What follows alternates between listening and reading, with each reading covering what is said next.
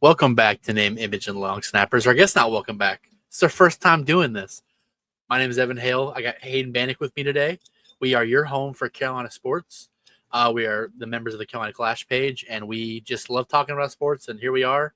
We're recording this second time in a row. First intro went way better. That one kind of fumbled a little bit. It's the first time we're doing this, really. Welcome to the show. Hey, man, you can't fumble the snap, man. Can't fumble the handoff. Especially as a long snapper, man. They gave me the ball right here. I just. Exactly, man. Sometimes it hits you in your hands, and that's a bad spot. It's a bad spot to hit in. We had some But technical difficulties, and we had to restart this. And we didn't script anything, and I just read it, and it was I just said it, and it was perfect. And this time it wasn't as good. Oh, it was so good. I can't confirm. It was honestly, it was too good. I think that's why the internet kind of wasn't working. That was probably on my end, even though I just got a brand new internet router, it's actually really good. I just blame my phone. My phone's really old. Maybe it's the user. Who knows? But for those who don't know, I am Hayden Bannock, CCU class 2021, Grand Canyon University Antelope class of 2027. Shout out. Now, I can't wait to get everybody on the show. We have about 5 or 6 other members that help us run this account as well. But a lot of y'all know that in last football season, beginning up to this past baseball season, that it was fifth quarter CCU. It was me who was running it, and I had the help of Evan Hailstorm Sports, and we also had the CCU Banana Man. Shout out Cody. Shout out Cody. Cody can be here tonight, but he will be here another night, and Cody will be talking.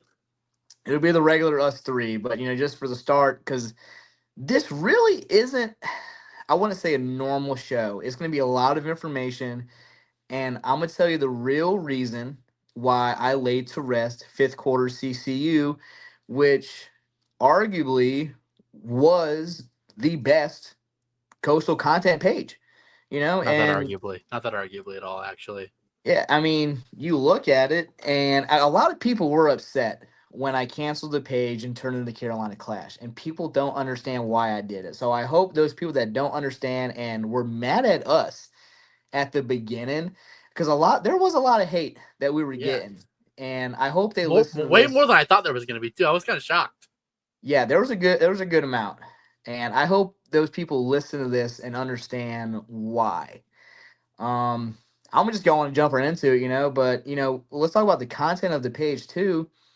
My page, I covered a lot of game day stuff, scouting, recruitments, and a whole bunch, everything you can imagine. And it wasn't just the main 3 sports. I covered soccer, hockey, lacrosse, literally everything at Coastal.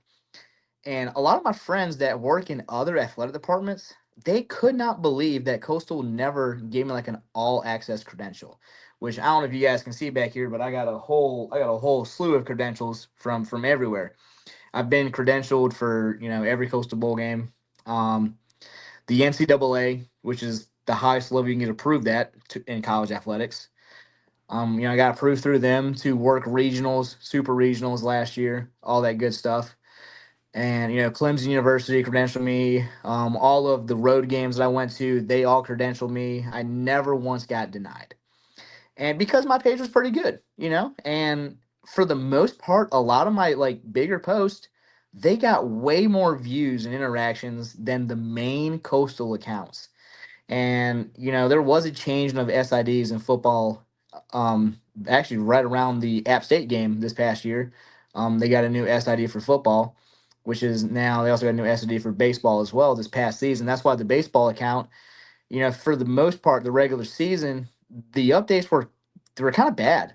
I mean, you would see scoreless after one, no information on strikeouts, walks, stuff like that. And, if Coastal scored, the update would say, Coastal adds 2 in the third. Okay, well, how did they add 2? Was it a home run? Doubles, singles? Who got RBIs? Who hit? Who scored? You don't know because the new guy Ryan wasn't updating it, properly for a Division I top 25 program. It just was not done properly. That's not me talking out of spite. That's just me talking as in many people noticed it. It wasn't just me who noticed it. It was a lot of people who came up to me and they're like, man, like there's really no true update in this account. Go in the comments of some of the posts too. It was, people were saying it. When I was getting into baseball in like 2021, 2022. I didn't know Hayden then. I would look at his page for updates, but especially when I was at work, I worked a lot on the weekends. I couldn't see the stuff, and I would look at his page. I had fifth quarter notifications on for Yeah, baseball season. yeah, and a lot of people did. And honestly, baseball season was my number one coverage that I did. And this might be a little trigger warning. I am going to name drop people in this because I'm going to tell my side. And it's I hate to say it, but I'm not going to sound humble at all. Like, I'm going to sell myself and I'm going to tell you how it is. Like, I ran one of the best coastal accounts. Every bowl season, I would drop where Coastal was going to for their bowl game. I would release it early. Maybe that upset some people, but I was always right. I was never wrong. So, I mean, and that's why a lot of people followed me because they knew that a lot of the stuff that I tweeted was accurate. I mean, there might have been once or twice where I might have messed up on a recruit or something. But I mean, a 99% accuracy rate is pretty solid, Very especially when rarely. it comes especially when it comes to bowl games. I mean, I was announcing every bowl game before everyone else knew, just because I had that connection that works, for ESPN events. So he always knew. It's like this last season, Coastal got they were the Idaho Potato Bowl was actually wanted Coastal. This was probably 2 years ago now at this point. That ended up not falling through, and then they somehow get Was that the year they got the Hawaii? Well, I can't remember if that was the Hawaii Bowl or the murder. I think it was the murder. There was interest last year too, though, I think, but then they said that we didn't want to spend the money, right? Yes, it was last year. They ended up getting the Myrtle Beach Bowl. That's what it was.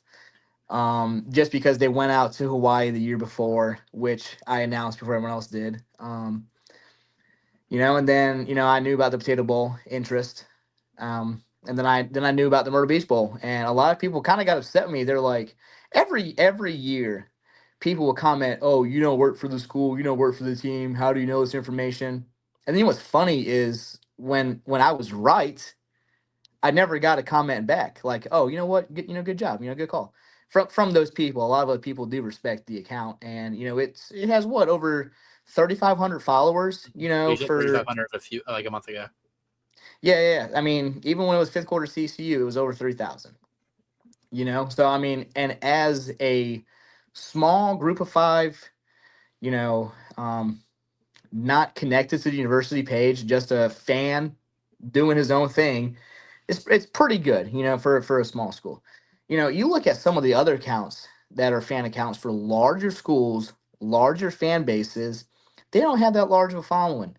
And I built a really good following for the coastal community. Everyone knew fifth quarter CCU. They may not have known me, but matter of fact, I was at the coaches show this past football season, and when Chance Miller got hired, he was talking to people, and he said that he wanted to meet the guy that ran fifth quarter CCU.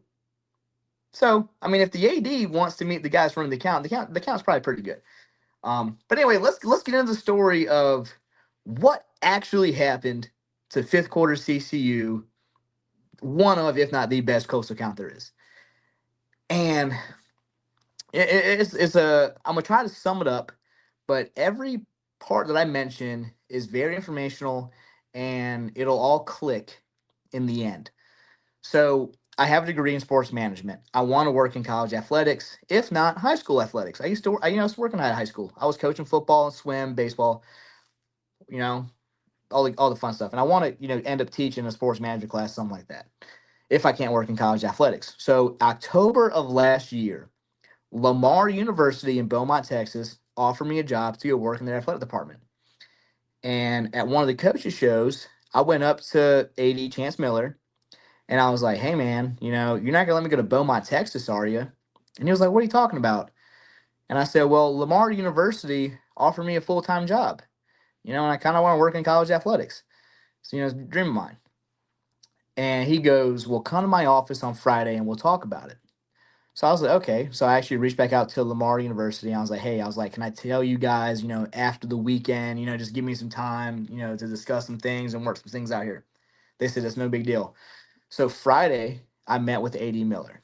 Mind you, this has absolutely nothing to do with negatively impacting AD Miller. He's done a great job, phenomenal. He's tried to help me out as much as he possibly could. So when we met on that Friday, We talked about what the job entailed and everything, what kind of benefits, the pay, all that good stuff at Lamar University. And towards the end of the conversation, he was like, "Look, I want to hire you. I want you to work for Coastal because you believe in the brand. You're going to sell something that you already know and you're already aware of." So he goes, "I think you'd be a great fit here because you believe in the brand." And he was like, "I don't want to hire someone else who, for others, someone else, it's another job." He was like, "For you, it's personal, something that you love." So he tried to get that same job created from Lamar at Coastal. And he was like, "Can you give me, till, November, December?" He goes, "I'm not going to promise anything. Keep in mind, nothing was promised. I knew that. But I had faith that it would get done, especially when I went to school there since 2016, ran fifth quarter CCU, extremely dedicated. I mean, my God, I spent $3,000 to go to the Hawaii Bowl, dropped 3 grand, flew for 20 hours of flight time for a 3 hour football game. I don't know what else. I don't know what screams dedication other than that. My God, I just flew to Omaha and then drove back for 22 hours. I really don't know maybe one person that's more dedicated, and that's Quigley, Quicks. Shout out Quakes, bro. Shout out Yeah. Quakes. God, shout out Quakes. the coastal goat. But other than that, I really don't know anyone else that's more dedicated than me. Maybe That the Strut podcast guys too. That's about it. Like that's Yeah, pushing it, like there too. But I mean, but in my defense, who's the only person to attend every single coastal football bowl game that is not a part of the program? yeah. That Put the you answer would put you be on the put you on the Mount Rushmore. On the yeah, Mount Rushmore at least. exactly. I've attended over 500 games in a what year span would that have been? I got it in February of this year. I started in 2016. So way less than a 10-year span. I attended 500 coastal games. And more love to And Miller real fast because he gave you a little care package after you hit your 500th game too, which I think is really cool. he did. I got a team issued baseball hat, team issued shoes, team issued polo. So it was pretty sick. Like I didn't want anything. I thought it was cool to attend 500 games, so I made a Yeah. post. Had the paper that said 500. And Shout out Will Miller saw Chamberlain. it, and yeah, pulled a Wilt Chamberlain, and Miller thought it was awesome that and he actually wrote me a really nice letter too. Um, so anyways, so this job, it's December at this point, and nothing's been created. And I've met with Miller a couple times after that, and he was like, HR, HR is kind of dragging their feet, not doing their thing. And I've talked to other people that work in college athletics, and they were like, "Yeah, dude," like they said, it's very hard to get jobs created. They're like, it's a big HR issue. It's not quick.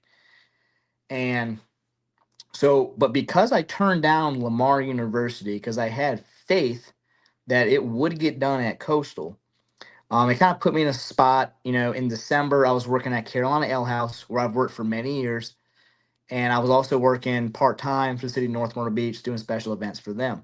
Now, Ale House knew about my schedule with the city, and there was one week where they kind of scheduled me the same hours that the city had me scheduled.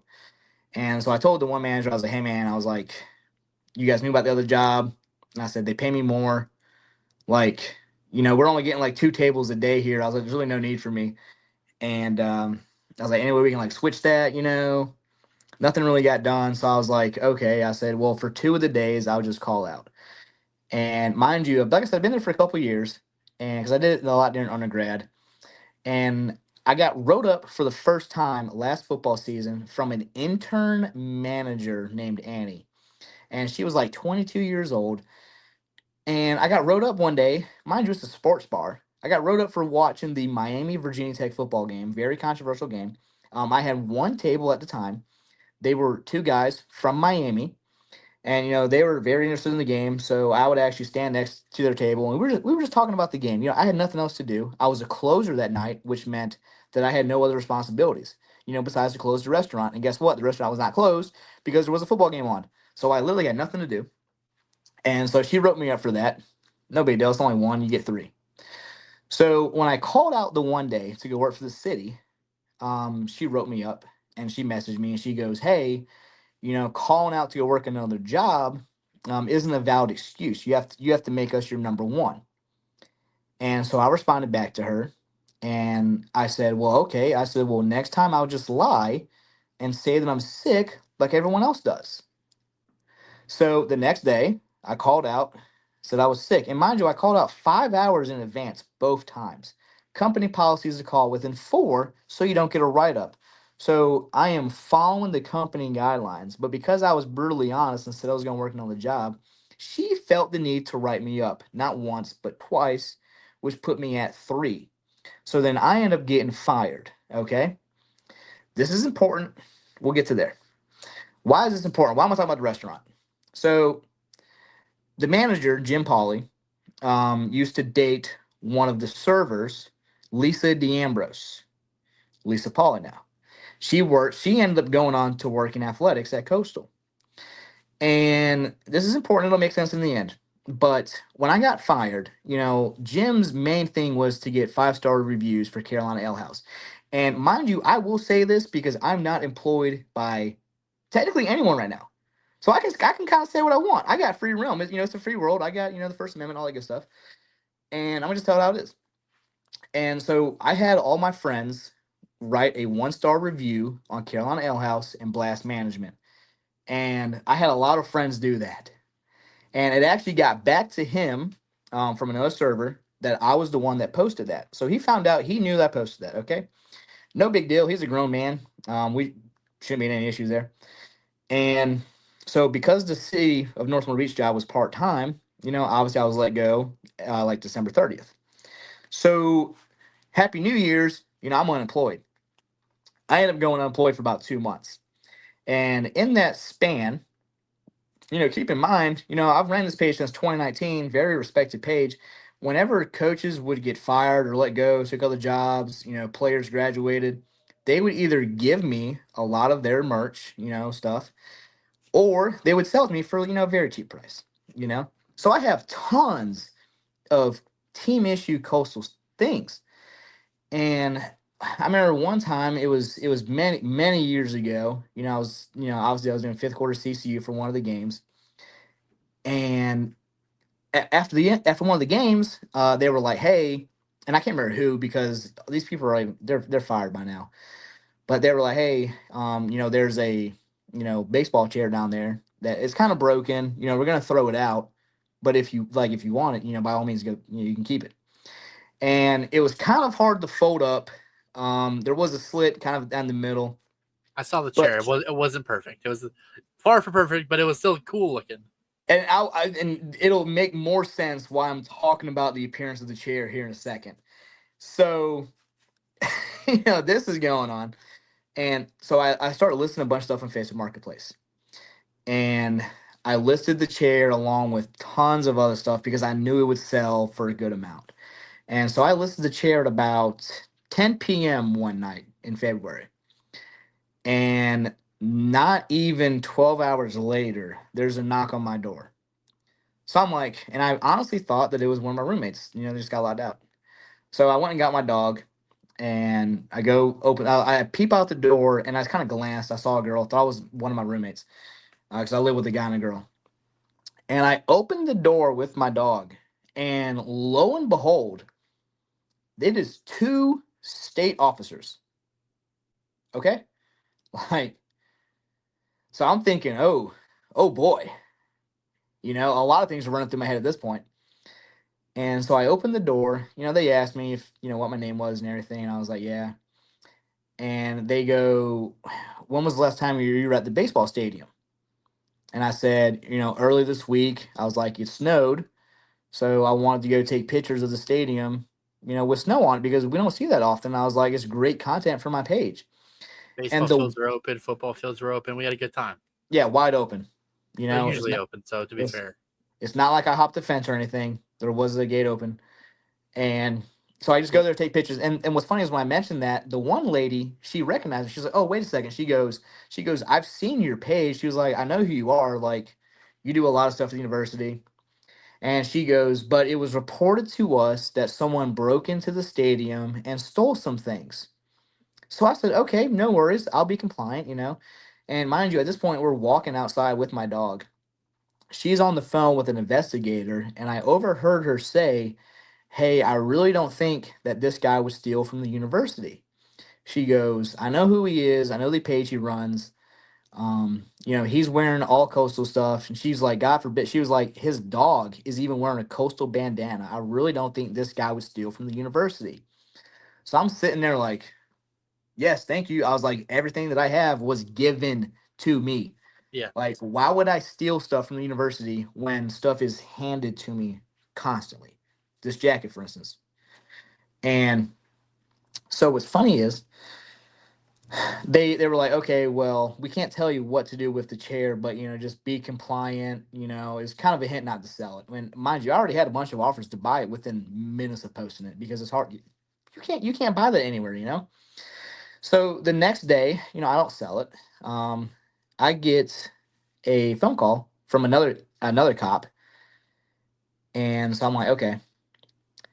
I then answer the phone. I'm talking with the cop, and he was like, "Hey, can you come turn the chair in?" And I was like, "Sure, man, no big deal." So I go meet with the cop and turn the chair in, and we're chatting up for a little bit. And I told him, I was like, "Look, man," I was like, "I wouldn't sell anything, if I didn't need the money extremely badly." And he goes, "No, man." He goes, "I know." He goes, "I know what you've done for the university, all this good stuff." And I said, "Hey," I said, "I doubt you can tell me, but," I said, "out of curiosity, what got stolen out of the stadium?" And he goes, "Nothing got stolen. Someone in athletics saw that you had a lot of coastal stuff posted on Facebook Marketplace and called the cops on it, on you for having it." So I'm trying to think. I'm like, who have I pissed off in athletics? Because I mean, my God, I would just go to some games as a fan, and they would just let me in. I remember one time I was going to a soccer game, and I had no intent of covering it, just going as a fan. And I walk in, and one of the guys, he goes, "Oh, go check in with media right there. We'll get you a media pass and everything." I was like, "Oh, lit, bet." Word. Yeah, let's go. Yeah. So like a lot of and I always talk with everybody in athletics. Every time I saw somebody, we were always talking. Like I genuinely had no idea who I pissed off, and it'll make sense in a minute. So I have no idea, who this person was in athletics that called it in. And so I have no idea.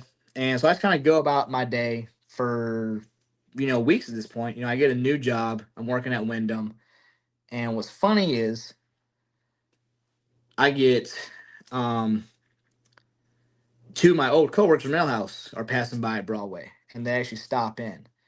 And they go, "Hey," "what's this we heard about Jim, the manager of Mail House, talking about you going to jail over a stolen chair?" And I'm like, I was sitting there thinking, I'm like, what would he know about that situation? You didn't, because you didn't post anything. I was the only person who knew about it, other than like a couple people with the again, because you called me that day when it happened, but like you didn't share this. It wasn't like public knowledge. So when she told me that, I got to thinking, how would Jim know about that? His wife, Lisa D'Ambrose, Lisa Paula now, works for Coastal Athletics. She, and I have no proof that she's the one that called. However, with the information at hand, it kind of makes sense she's the one that called. Because remember when I had all my friends write a 1-star review, and it kind of pissed off Jim Polly from Ale House. So Lisa D'Ambrose was a friend of mine on Facebook.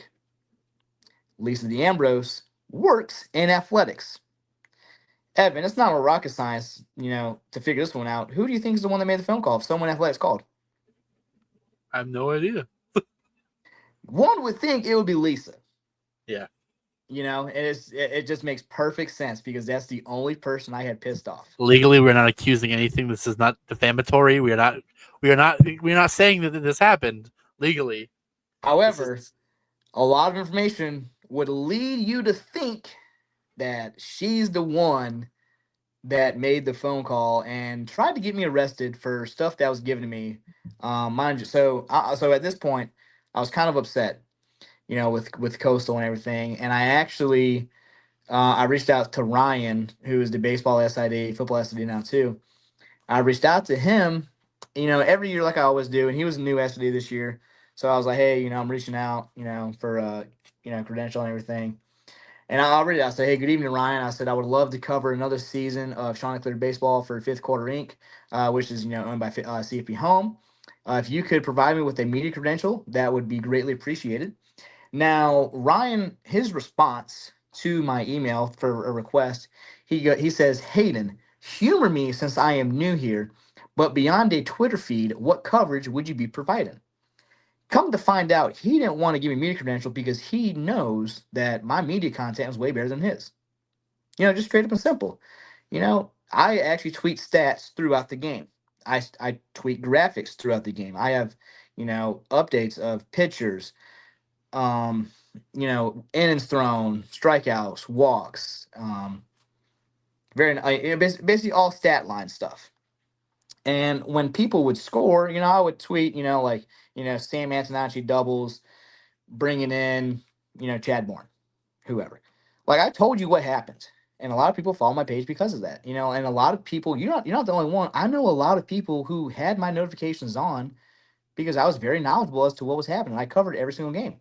I covered what, like 52 games last year, or 62, something unreal. Like I only missed like 2 games last year. It was insane. And so with the cops being sent to my door over a chair, and then not getting a media credential for for when I have been for forever. There's a whole slew of media passes back here.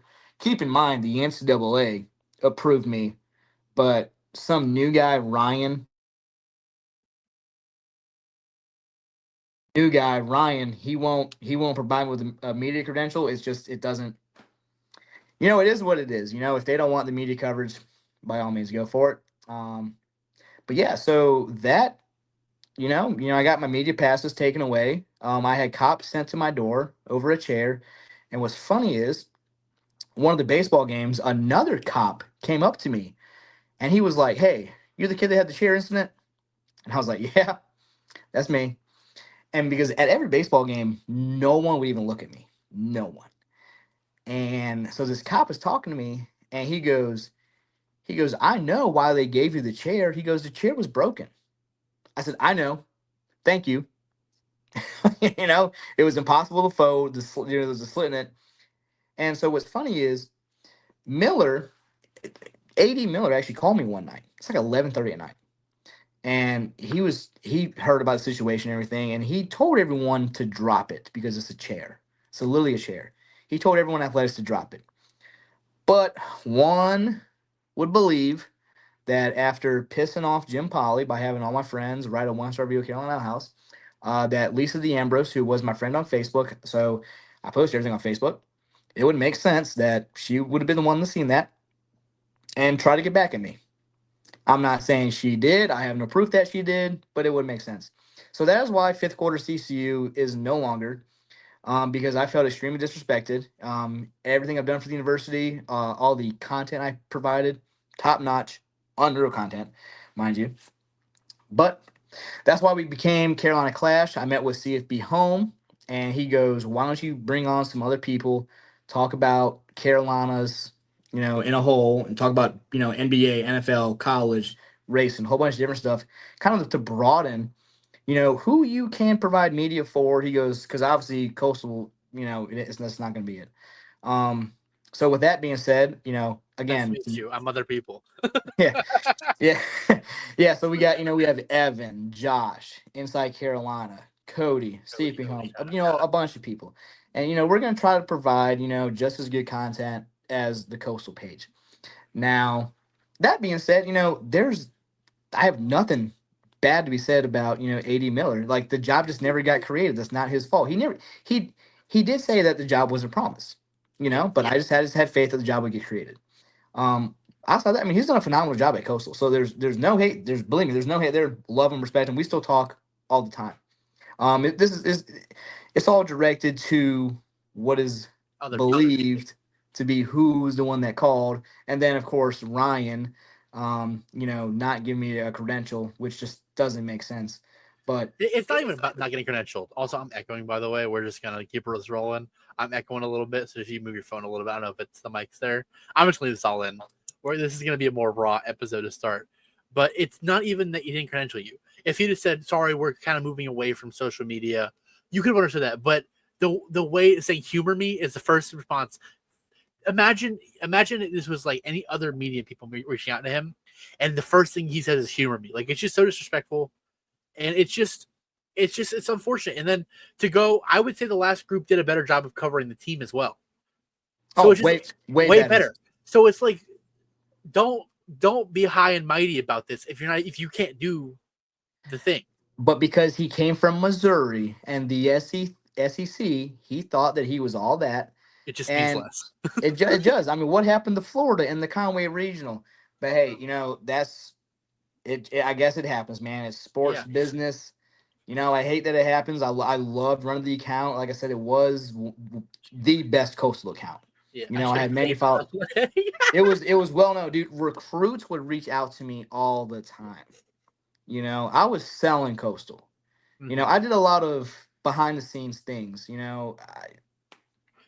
It is what it is. He was so involved. He didn't even sell himself short, to be honest with you. I mean, there's a few pages out there that will cover coastal specifically now, but it's not going to be the same. I mean, shout out like guys like Sean Season. Dude's one of the goats out there. There's lots of people out there, Right. I mean, you're on the Mount Rushmore of coastal people for sure and fandom, and it's really unfortunate. But now it's almost like I feel like this is a good time for you, at least talking just to you, for us to branch out, for you to branch out. I think that it sucks and it's really annoying, but I think it's going to be a good thing in the long run. Absolutely, yeah. I mean, I'll look forward to see where it's going. I've had plenty of opportunities. Charleston Southern is a big fan of the page. They tag us in every baseball post. Yep, I love it. So we're going to go cover them a whole bunch. Basically, whoever wants coverage, we will provide you with coverage. NC State took me sailing last year. They're going to take us sailing again this year. That was so sick. Hey, last time I checked, NC State is in the ACC, and and they want coverage for some of their Olympic sports, but a Sunbelt school doesn't. It's just not adding up, man. I was talking with someone about it, and he said, "Look, to be quite frank, you provide better content, so he doesn't want his boss to see that." And I really couldn't put it any better than that. And makes a lot of sense. I mean, when you only tweet, once every inning, like I said, his content got better in the World Series because the national spotlight was on. But regular season, dude, there was no updates. You had no idea what was going on. None. You had no idea. You might have knew the score maybe, but you had no idea who was doing the score and who was pitching, like all that stuff. But it is what it is. It is what it is. Let's go on. Let's move on from fifth quarter CCU like we did in February. And Evan, let's go on and talk about the Charlotte Hornets. You want to do that? I actually have a guest at my door, so I have to go open the door. I will start talking. You do this. This is what I do. This is my setup for this, anyways. There we go.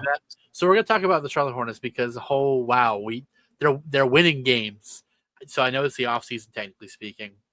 The Hornets, they had a really good draft this year. They traded away Mark Williams, get another first-round pick. They had 4th overall pick, the 29th pick. Then they had the 33rd and 34th overall picks for the 3rd and 4th picks in the second round. With those picks, they go and get Con Kneppel out of Duke with the 4th pick. They get Liam McNeely out of UConn with the 29th pick. And then they go and they get Sion James with the 33rd pick. And they go and they get Ryan Kalkbrenner. Well, Sion James went to Duke. Ryan Kalkbrenner, 34th pick. He went to Creighton. Oh my God. Yeah, he went to Creighton. Oh my God. I'm being a little slow. I don't have anything written down. Usually I have stuff and you know how it goes. But so we have 4 rookies going into Summer League this year. And Summer League, there are 4 regular season games. Regular season, normal games, exhibition games, kind of, if you will, in Vegas. And then if you are one of the top 4 remaining teams based on point differential and record, you make the playoffs. So Hornets go 4-0, have a good point differential. I think they had like a plus 20 point differential. They blew teams out in Summer League. make the playoffs. They beat the Kings in the first round of the playoffs, and they end up beating the NBA champions Oklahoma City Thunder in the Summer League Championship. It's the first ever trophy in Hornets history for the team trophy. They had 2 rookies of the year. They got a ring. Really? They have who ring? else is getting a ring, Evan? Who else is getting a ring? Oh, I am. I guess. Yeah. I made a tweet. Got a lot of likes. Got to buy one of those. I can't find any online right now, so it's second thing to post them. I'm going to do it. But yeah, no, the Hornets are looking really good. They had it's their second year with their new head coach Charles Lee. I really believe in that man. I think he's going to be great. They just released the schedule this year for the NBA. They released the NBA schedule today. I haven't had a good look at it. I came home from work, immediately started recording this with Hayden. But they have the NBA Cup, and they have actually like a really doable schedule in the NBA Cup. They play Miami, Milwaukee, New York, and Chicago. Chicago's traded away some pieces. I think they're going to be a little worse this year. New York is the hard team in this bracket. New York, I think that New York could be title favorites in the Eastern Conference in general. Milwaukee, they lost Damian Lillard, so it's all up in the air with that. And the Hornets have a really good track record beating Milwaukee. I went to one of the games last year and they beat Milwaukee. Giannis missed a buzzer beater, and the Hornets were beat up. So I think they can beat them in the Miami, little divisional rival there. And I think I'm not saying the Hornets are going to make the Summer League playoffs, but God, we just saw that they make it to Vegas. They play in Vegas, they win. So don't let them get to Vegas because they're going to win. But I'm really excited. One more thing to talk about with the Hornets because the schedule just dropped. We knew for a while the preseason schedule. They're remodeling the Spectrum Center, which is where the Hornets play. Because of that, they're not going to have it quite done before they're going to have it done before the season starts. The regular season at the beginning of October. The season starts at the end of October. So they're playing their 2 home games for the Summer League for the preseason, not at home, which is pretty neat. They're going to play 1 game and then we're Charleston Coliseum in South Carolina. I'm going to that game. They're playing the Thunder, and they play the Thunder again on the road. They play the Thunder, the championship, in their first 2 preseason games are also against the Thunder. It's really weird. They play them 3 times in a row. I don't know why the schedule worked out that way. Then they're also playing the Mavericks. They're playing Mavericks in Dallas. They're also playing the Grizzlies in Greensboro, where they host the ACC basketball tournament at the Greensboro Coliseum. So it's really neat. They're building fan base out there. They haven't been a very good team. They've won 21 games 2 years ago, 19 games last year. Like, they have not been a good team. They've made some awesome trades. They got Colin Sexton in a trade and multiple picks. They've signed Spencer Dinwiddie. Traded away Mark Williams, like I said at the start. Got some good promising pieces. We made some good signings. We got a healthy roster. Brandon Miller, his wrist is healthy. LaMelo Ball, he plays no games ever, I swear. The most frustrating part of being a Hornets fan, but we've learned it's because he had botched operations by a previous surgeon, which have been repaired. So hopefully he's going to be healthy. So then we're going to have a healthy Hornets roster, and the East sucks. This is mostly going to be talking about, like Carolina sports, but to go a little broad in the NBA, we had Tyrese Halliburton of the Indiana Pacers who made the championship. Tear his Achilles. He's going to be out all next year. Jason Tatum of the Boston Celtics tore his Achilles, out all next year. Damian Lillard tore his Achilles, so the Bucks got rid of him. He's out. So these teams who were good last year, and also the Celtics, they traded away a bunch of guys because they got a new owner, and they were so far above the luxury tax. Like, they were going to be paying hundreds of millions of dollars extra because of how expensive the roster was. They traded them away for nothing, essentially. And there are some teams that got better in the East. Shout out the Atlanta Hawks. They look really good. Just got a job covering the Atlanta Hawks. Kind of excited about that, even as a Hornets fan. So maybe we'll get some Hawks talk on here as well. That's like Carolina adjacent, There's a lot of Braves fans in South Carolina, North Carolina. So, maybe we'll do that. But, the Hornets have a promising season. I run my own Hornets show. I'll probably put a link because I think I'm gonna upload this with we're gonna probably make a YouTube channel tonight with this. But I'll put my links to everything as well as all of our Twitters that we do and the Clash page. But if you like the Hornets, I'm here to talk to you about Hornets. I'm gonna make videos at least once or twice a week, a little shorter than these long little podcasts we do. But the Hornets have a chance to be really fun and be really cool. And God, I'm just really excited about the Charlotte Hornets. Heck yeah, man. They beat the who they beat in the finals again for the Summer League? Who they beat in the Summer League championship? Yeah. The Thunder, the NBA The champs, NBA champions. Okay, yeah. So I mean, beat the NBA champions. I mean, there's a lot to be excited about. Honestly. and it wasn't a close game. But we look at we talk about Mount Rushmores of all these fans. That's why I think this page, given some time and given some more resources, I think could be a top page covering the Carolinas. Because I mean, I'm on the Mount Rushmore of coastal sports fans. Evan is on the Mount Rushmore for Charlotte Hornet fans, and Banana Man, he's just an icon. He's just an icon. So I want to say I'm not claiming to be on the Mount Rushmore of Hornets fans.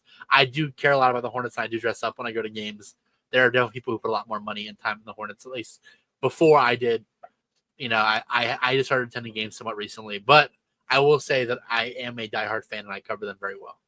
Hey, I think you can be put on the Mount Rushmore when you get off of work, you drive over 3 hours to Charlotte, watch a game, and you drive straight back that night. Watch my team get smacked by somebody else and go to work the next morning. That's Yeah. dedication. I mean, it'd be different if they were, I guess like Lakers caliber, but the fact that you still go when they're losing, I mean, it shows a lot. I mean. I love my team, man, and you know what? We're making the playoffs this year. I'm calling it right now. We're not making the playoffs, but we're making the playoffs. There you go. Hey, speaking of the Greensboro Coliseum, I'm in the mood to kind of self-brag here because I think a lot of people have disrespected me this year. Do you know who's 1-for-1 in all-time half-court shots and made ESPN SportsCenter top 10 in the Greensboro Coliseum? I have no idea. Hayden, who is it? That would be Hayden Bannock, actually, in 2023. I was actually selected at the ACC tournament to do a on-court contest. I made a free throw, three-pointer, and a half-court shot well under 30 seconds. I even told the lady that selected me to do it.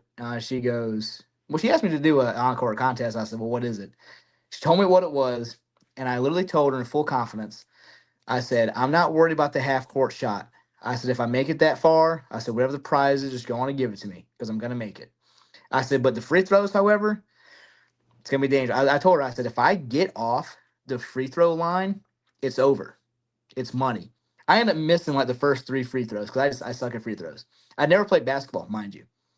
So I'm breaking free throws. I took a step back, kind of just lofted one up. It goes in. And I was like, oh, over. I kind of run top of the key, move over to the right a little bit, pop a 3, Larry Bird style. And I knew it. I was like, oh, it's over. I go to the half-court line, get the ball, hoist it up. As soon as I let go of it, I started running towards the Sebastian, the mascot for Miami, because I knew I made it. And, I guess you could say I'm cocky, but when it actually goes in, it's confidence, not cocky. Yeah. But hey, we talk about, sports, and one thing I want to talk about, and like you said, these are going to be shorter videos. It's just that I went on a 20-minute tangent, fifth quarter CCU, which, won't happen again.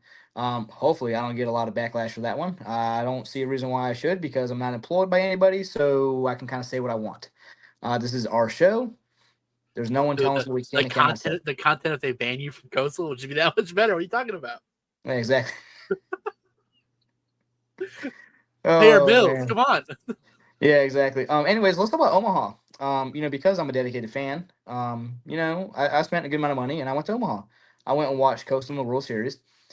And, honestly, it was incredible. Dude, it is a mecca of college baseball. They're playing in a major league-like stadium. I mean, it's unreal, dude. And it was sold out. I mean, it had to be sold out because you couldn't walk, dude. Standing room there was insane. Had you been to Omaha before this? I've driven through it. I've never attended the College World Series now. So it was the first time I've been in the World Series. Dude, the environment outside the stadium is unreal. And yes, we were playing an SEC team. They traveled. It was, when I first got there, I thought it was going to be one Coastal fan to every 10 LSU. It was probably one Coastal fan to every couple hundred, few hundred LSU fans. That's more a compliment to LSU than a diss on Coastal. Like LSU. Exactly. I heard other fans were, for the most part, were pretty kind from what I heard. I wasn't able to make it out there, but all the stories I heard from everybody was they were amazing fans to be around. Yeah, and I went by myself for the most part because a lot of the guys that I would see there, we're doing media stuff. I'm glad they can get approved to work media, but so I'm at this, the World Series, and I'm by myself for the most part. Cody came, but he was with his grandma doing a lot of other things. So I would go out to the bars and everything. Again, just in my coastal stuff, and for the most part, 98% of the LSU fans I came across, extremely nice, great that I was there, and they were buying me shots, drinks left and right, which didn't really need to because I had a lot of coastal fans send me a lot of generous donations to do a lot of Jello shots. And if it wasn't for me and my other friend, Coastal would have came in third for the Jello shot competition, but we ended up passing. It would have been Arkansas, Arkansas. Yep. solely because of me and one of my other friends and the donations that I received to buy Jello shots. And I mean, This man bleeds steel. Yeah, I mean, He pisses steel. Dude, my chest was hurting the second day. I mean, shout out to Grayson McCall. I had a bag full of just Jello shots, man, just hammering them, dude. And it was like a 1 o'clock game. So imagine just let me just go pound 25 Jello shots real quick before noon. I mean, but it was a great atmosphere, man. There was a couple people that kind of said some sideways stuff to me, but that's expected. You're in the SEC. We all can be competent, but for the most part, they were really nice. Yeah, I mean, Kevin O'Sullivan. Yeah. we we'll talk about that another day with Cody, but yeah, for sure. I mean, no complaints. I mean, I highly recommend it if you ever get the chance. I cannot recommend it enough. Now, Evan, it's so beautiful on the broadcast. Like, it's just so gorgeous. Like the way they cut the fields, even, and the way that the sun sets over the back of the stadium. Oh my! It's watching the broadcast was amazing. And then they won their half of the bracket, so the whole first week it was just all amazing. And then obviously Coastal does not win, but and don't make it sound like Coastal. I mean, a lot of people on LSU Twitter made it sound like it was a blowout. It was the closest finals since I tweeted it. It was the closest since 2016, which was also Coastal, and then I think it was 2004 was the next closest year. This is margin of victory, right? Margin of victory, yes. It was. So they won by 1 run and 2 runs, or was it 1 and 2? It was 1-0 and then 5-3. So yes, Cade Anderson dominated, but it wasn't. I mean, respectfully, shout out Cade Anderson. He threw like 136 pitches, and I knew you were cooking through that game. I was. Yeah. No, it was. Yeah. No, I mean, it's not like they dominated. It was just, I mean, Coastal was one swing of the bat away from changing an outcome at any circumstance given, So, I mean, shout out Coastal for just being one of 2 out of 307 Division I baseball teams playing, and then to only lose to an SEC powerhouse by 1 and then 2. You can ask for more with the national championship, but you really can't ask for more without winning the national championship. And it's like I kind of wish the World Series was still at Rosenblatt Stadium. I don't think TD Ameritrade or Charles Schwab, I'm sorry, has the same feel that Rosenblatt Stadium had. I think it was, it's just one of those very historic, baseball driven, but still cool nonetheless. I can't praise it enough. Just the downtown scene, all the vendors. It's a baseball town. It's just baseball guy next to baseball guy, next to baseball guy, next to baseball guy. And so we're not really going to talk a whole lot about other Carolina sports because we've already taken up a lot of time. But one thing I do want to mention is free concessions at Coastal football games this fall. Another thing by A.D. Miller. And when you look at kind of the reason why, I think people are like, oh my God, why are they giving out free concessions? Why are they doing this? Because they want to drive up ticket sales. Because I'm going to be quite honest with you, the home schedule is atrocious. You have your only big time game is a night game with ECU, and it's going to be 50-50. Charleston Southern isn't a big draw. What are you talking about? I mean, do we got Marshall this year? We have Marshall, but it's on a Thursday night. So people don't realize. I want to just say, like, for people who don't understand how this works, It's not like you just walk up and they give you popcorn. There's a whole system, and this is why it's going to work. Because one, concessions are extremely cheap. They're only doing stuff like hot dogs, they're doing drinks, and they're doing popcorn. They're doing a couple of other And things. nachos, I think. Nachos. They're not even doing candy because I think candy, the overhead is Nope. enough. They can't do that. They're going to run an app. You have an app on your phone, and they're partnered with this app. And I believe the app is going to run ads. Just on the bottom strip, not like you have to watch like a 30-second ad to get popcorn, but enough that the app is going to make money off the ads, and then the app is paying Coastal to run to do it. So Coastal is probably going to make money off this, off ticket sales, and this app paying them because it's a third-party app. So people it sounds crazy, and it is crazy, but I mean the amount of coverage. The day that it was posted, I mean my Twitter feed is very Coastal oriented anyways, but I have a lot of sports pages. I follow a lot of sports pages. Every single scroll was that video of him with like getting concessions. It was one of the coolest days. It's one of the coolest days in Coastal history, I would say. Yeah, and it's great because what happened last year is A.D. Miller released this thing. It was $15 a month. You got a football ticket to the game against Georgia Southern. You got every ticket for women's basketball, softball, every baseball ticket with the exception of Wake Forest and Clemson, and every men's basketball ticket with the exception of Marshall. All for $15 a month. And it's because he was wanting to get people excited. If you mean to tell me that in a community who maybe people that I'm going to every game regardless, it doesn't matter if it's how much it costs, I'm going every game. But the average person in the Horry County community probably isn't going to many Coastal games. I mean, there's tons of stuff to do here. You got thousands of attractions to do. But if you offer me $15 a month and I can go to basically whatever game I want to across 5 different sports, me as a casual, it's $180 for the whole year. Yeah, and you can cancel at any time. So let's say you want to go for 2 months, just try it out. You only spent $30. I want to watch basketball, or I want to watch baseball. I guess baseball's after, so I think it started at a certain point, right? You couldn't hop in late. So I mean, yeah. Let's just say you like basketball. I'm gonna go to the basketball games and the football game, maybe the beginning of baseball, and then I'm gonna cut it. You spent maybe $60, and you probably went to a bunch of games that you weren't going to go to in the first place. And with you going, hopefully, if the game day ops and marketing people did their job correctly, it got you excited about Coastal Athletics. I know Miller has gotten tons of people excited about Coastal Athletics here. There's going to be a drone show after the Charleston Southern game. I mean, he's doing a phenomenal job, and this guy is a marketing genius. And you look at the free concessions, like you said, a lot of people kind of asking, why is it free? You made a great point about why it's going to be free because of the ads on the app and everything.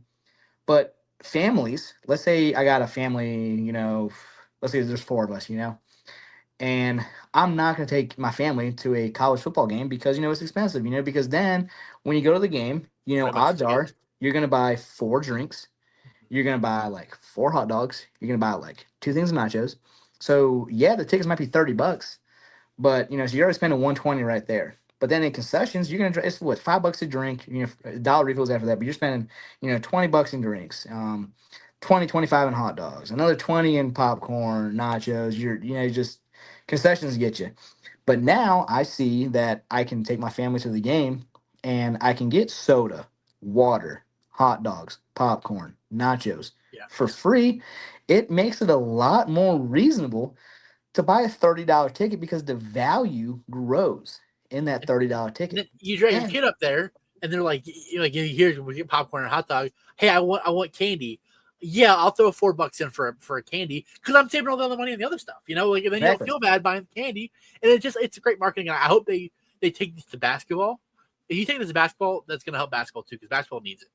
Basketball needs it real bad. Basketball has the worst facility in the Sun Belt, and I can say that because I've been to arguably college athletics, like for Division I. I've been to many Sun Belt basketball arenas, and by far, don't get me wrong, the HCC Center is nice if we were still in the Big South. Yes, we are not in the Big South anymore. Even that's look at. I mean, it's not the Big South, but I mean, look at College Charleston. Coastal is a much bigger university than College Charleston with an athletics degree. I haven't even been there. I've only seen pictures, and I know it's that much nicer. What I'm saying? I've been there a few times. Yes, it's awesome. It's you have to step it up, and I know there is rumors about the $8,000 seat arena. That's what Conway needs in general. So the area needs in general. Exactly. You get another concert venue, and I mean, my God, we've had Riley Green perform concerts there. Darius Rucker filmed the music video there. So it's not a bad arena. However, compared to the other 13 Sunbelt schools, it's one of the worst. Yeah, Is it- uh, arguably, at least if you take like conferences that are in the FBS as well, it's got to be like the worst one in like the FBS of basketball. You know what I'm saying? Right. Like And it's I just mean, not cool. It sucks. yeah. So I mean, they need to work on something for there too. And you don't feel like, why is Coastal, not great in basketball? Well, it's because in the Sun Belt the facilities aren't there. Football, baseball, stuff like that, the facilities are there. And I believe football is going to be very successful here shortly. Baseball obviously is, they played for the national championship twice in the last 10 years. And for a team outside of the SEC that can say that, it's pretty impressive. Yeah, I don't think there's anybody else in the outside of the SEC that can say that. At least in the No, last like 20 years, I don't know if how many there are. UNC would be able to say it. Oregon State would be able to say it. Some other teams, but those are Pac-12, ACC powerhouses. But that Those are takes arguably baseball blue bloods. I mean, I would say UNC's a question mark. I mean, this is a kind of sports thing. I think you got to have a championship to be a blue blood. So I right. mean, maybe take them out, but I mean, they are in the conversation to be blue bloods at least. Exactly, but to look at their success of going to two national championships, you have to look back to 06, 07. Yeah, You know, let's go on and one of my favorite things to talk about. I know Cody was talking about this too. Is when you look at North Carolina, you were involved in it from a very young age. Is late model racing, stock car racing, all sorts of short tracks that are involved in the Carolinas. And one of my favorite things is that Dale Jr. runs his late models fairly often in the Cars Tour, and which is comes to Florence, Hickory, Anderson. So I will be in Anderson this weekend to cover the ZMAX Cars Tour, which Dale Earnhardt Jr. is running in. Now, let me tell you what scheme he's running. This is very important. He's running the baseball car, which is a Speedway Classic design to model the Speedway Classic that had the Atlanta Braves and Cincinnati Reds. Now, this paint scheme is a kind of like a throwback to 2001, where he won the Pepsi 400 in Daytona, which was the first race back at Daytona since his dad, Dale Earnhardt, passed away in the 500, where Michael Waltrip won, Dale Jr. came in second. That Pepsi 400, Dale Jr. won, Michael Waltrip came in second. So it's going to be extremely cool to see the baseball car, back on the track again in Anderson, which is, in the Carolinas, we talk about being dedicated. I'm going to drive about 4.5 hours one way, just, to go to the race, and see the car in person. So it's going to be awesome. Now, the Speedway here is no longer, but I want you to talk about, kind of your involvement in Myrtle Beach Speedway and kind of like what it meant to you. yeah. So I mean, I grew up going to the racetrack. I grew up. There's a neighborhood right behind the racetrack. That's where I lived. My dad raced cars. My mom, her neighbors growing up, used to race cars. She used to go to the racetrack all the time in the late '90s. She went to high school locally. And then when she moved back to Ohio, my parents are from Ohio originally. My mom moved down here in high school. Anyway, so when they moved back down here, my dad was like race like go karts and do like all that other stuff, but he didn't race cars. Kind of wanted to get into it. Lived right next to the speedway. Started racing. He ran street stock for 10 years, 12 years, something along those lines. Had decent success, and then they merged the street stock and limited late model class into a Charger class. Got a new car to fit that what they wanted to do there. Won 3 or 4 track championships in the Charger class. Um, I was able to spot for him growing up. I was help work on his car. I was 12, 14 years old, and at that point, and I grew up. I mean, I would be there basically every Saturday from being a small child. Remember, just running around the racetrack. Had a lot of friends over there. Met some good people. You know, People in NASCAR would come through here and there. Michael Waltrip had run into my dad a couple of times in local events that like Monday after the Masters, but I used to go to that a lot. Michael Waltrip was there. I don't know if you know, Michael Waltrip's like 6'5", 6'6". He's a tall guy. My dad was also 6'6". So that they talked about NASCAR and stuff, there. And when he came back to the Speedway, I remember my dad, good conversations there. Met Denny Hamlin, Kyle Petty, a couple guys out there, who would come around and see the track. My mom was, was like friends with Dale Jr. when he raced there in the late '90s. He had kind of thing for my mom, which is kind of weird looking back, thinking about it now. But I got the pictures and everything. Like, I've seen some letters. Can't say too much, but Hey, I'll let them know on Saturday. I'll remind them. Yeah, for real. Like, it's kind of nuts. But Myrtle Beach Speedway now, it's a neighborhood. They tore it down. There were too many noise complaints, and they sold the track like twice. The guy who bought the track the last time, he did a lot of the he was one of the guys who owned the company that did when you would do the ride-alongs on the racetrack, and then you would drive the cars around racetracks. That was his company, so that's why he kind of bought it. And Myrtle Beach Speedway, they used to run NASCAR at Myrtle Beach Speedway. It used to be a spot that they would stop at. Obviously it's not there anymore. They tore it down. Now it is a neighborhood, and the entrance to the neighborhood says like Victory Lane or something like that. They're poking fun at the fact that it used to be a racetrack, and it's just heartbreaking. I lost my dad in 2017, and that was something like, my dad doesn't have like a gravestone or anything. He was cremated. I didn't get into the cremation. That's another story for another time. Interesting people in my life, kind of, person he was with, wasn't very kind to me and my brother. But I don't have a spot to go see him, and I used to go to the racetrack when I would miss my dad. I'd go, like, the track would usually be open on the weekdays, and I would go and I'd sit in the pit, and I would sit there and would park where he would park on, at the racetrack. And that was like kind of my spot, like to honor my dad. Now it's not there anymore. It's a bummer, and going to the races was fun. It was cheap. It was a good time. I met a lot of really good people. I used to help out with, I was a kid. I used to help out the track crew and do all that stuff. And there was something about standing on the wall. If you ever been to Myrtle Beach Speedway, in the pit, turn one, you could see down the front stretch. You could see on the back stretch. You just couldn't see turn 3. And you would just stand on the wall. Like, the cars would come right in front of you. There was like the pull off for the pit was kind of there, but you were 10 feet away from these cars running as fast as they can go on the track. And it was something just so cool and so neat, from being a young age, young kid going out there. And NASCAR just is special, I don't watch NASCAR anymore because I don't have that. I would watch the races on Saturday with my dad because all the races on Saturday because NASCAR ran on Sundays. And we might have the weekends off. My dad didn't work. He worked during the week, like a normal 9-to-5 job.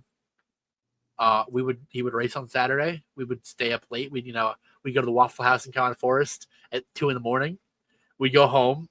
We'd sleep in a little bit. When we'd watch NASCAR on Sunday, and that was the tradition. And I feel like part of me died not along with my dad, but with the track, losing the track. It's really sad. Yeah, and I definitely can't relate by any means. I'm not even going to try. But kind of like you mentioned, NASCAR dying. For me, it kind of died in 2017. When Dale Jr. Retired, and I used to be extremely into it. I watched every race. I could tell you everything about NASCAR up until 2017, and this is why I think Myrtle Beach Speedway would have been successful now because the Icebreaker and a lot of other, big races for the Cars Tour is held in Florence, where they used to be held in Myrtle Beach. And the reason I bring that up is because who runs in the Cars Tour now? Kevin Harvick, Dale Earnhardt Jr., and then other events that are held there. Bubba Wallace has raced in them. Kyle Busch has raced in them. And Kyle Busch's son, Kevin Harvick's son. So a lot of it was NASCAR, the smaller names before. Guys who are in NASCAR now used to race then, but nobody knew who they were. Michael McDowell used to be there all the time. Yeah, but they're racing now. Yeah, and they're racing now, and that's the thing. Is like now they're taking the old heads and they're sending them out here, getting the smaller tracks more following, and then you can also have the smaller guys race too, the up and comers. But they didn't have that mix. Like Ryan Truex used to race there all the time. And I knew Martin was before Martin won the championship. This was in 2012, 2011. Like I used to talk to Ryan Truex and Mike McDowell when they'd come through. Now, Mike McDowell was leading the 500 late this last year. Like was. It's one of those things. It's NASCAR Myrtle Beach Speedway failed because of poor management and because of a dying sport. And NASCAR now fostering it is such a good thing, but NASCAR let tracks like Myrtle Beach die. And it's the money that Myrtle Beach could be making. You look at the last couple Florence races where Dale Jr.'s ran, sold out. Sold out. Can't buy no ticket. If you didn't buy a ticket, you can't get in. Like they are just making so much money by people like Dale Jr., Kevin Harvick, even Bubba Wallace, whatever your opinions on him as a driver are, coming to these, short tracks and racing. I mean, I went when Junior ran his Sundrop car, packed out. The first time I saw him at Florence was last year. He was running the Bass Pro. Couldn't, really great crowd. I couldn't go when he ran the Bud 8, but the Bud 8, when he was running that scheme, that thing sold out hours in advance. And mind you, can only buy tickets at the track. And it sold out hours in advance, dude. And I saw pictures and videos, man. You couldn't fit another person there. it was like I wish Myrtle Beach would have the chance to have that again. But Evan, that's really all I have. I got a lot off my chest today. I'm sure if the right people listen to it, I might get a phone call, but who knows? But what are they gonna do? What are they gonna do? Fire me? Can't. For real. Yeah, but hey, I'm just looking at like pictures because I've never actually been to Florence, if you believe that. I used to go to Lakeview a lot, but we never went to Florence because we don't. My dad raced on the Saturday, so when those races would be going on, he would be racing. But if it ever rained out, we go to Lakeview because it was a dirt track, and you go out there and have a good time. But I was thinking Florence is bigger by how everybody talks about it. Myrtle Beach had bigger stands. Looking at this, at least from what my experience, Myrtle Beach had a lot more stands. Yeah, I mean it's still, by all means, it's still a cool little track. I like going out there, but hey man, that's a good thing, Evan. When you're not hired by a sports team, you can say whatever you want to. There's no repercussions that are allowed. I have a real sports job now, so please don't take me down with you. No, we won't to take down. There's nothing to be taken down. For but sure, we won't talk bad about the Atlanta Hawks. And honestly, I did not once talk bad about Coastal. I just told whoever listens my experience and as to why fifth quarter CCU is no longer. And I think if you listen to it and with open ears, you can see it's a very valid reason why we are now Carolina Clash Sports. And if anyone has a problem with that, by all means, reach out to me and I'll tell you again. I'll make it even more simpler for you. For sure. But hey, we have so much more to talk about now. We didn't mention the Panthers. They had preseason. There's so many things we got to talk about. Bill Belichick's name was not mentioned once this whole podcast. We're going to talk about him a decent amount. Talking about it's going to be fun. Why be basic, But no, believe me, we will have in the future here very shortly segments where we talk about Clemson, South Carolina, UNC, Bill Belichick, Charleston Southern, the Citadel, Wofford. We will be picking all FBS football games in the Carolinas. We haven't even talked about that yet, but I know we are because that's what we do. Yep, you already know it. But and every game day game and every top 25 game, we're picking all 70 FBS games every week. Every Miami game that I go to, Miami loses. Yeah. Did they win that basketball game now? Oh, I didn't know that. I was just asking. They didn't win the ACC championship game or the ACC tournament game.